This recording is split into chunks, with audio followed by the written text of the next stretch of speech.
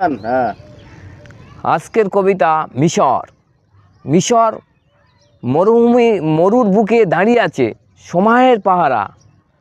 পাথরের স্তূপে লেখা হাজার হাজার বছর ধারা। সূর্য ওঠে ডুবে যায় মাথার চূড়ায়। নীরব পিরামিড জানে ইতিহাসের গায়। ফারাওদের স্বপ্ন ঘুমায় পাথরের বুকে। মৃত্যুর পরেও জীবন বিশ্বাসের সেই মুখ সুখে। হাওয়ার সাথে কথা বলে অতিথির গান।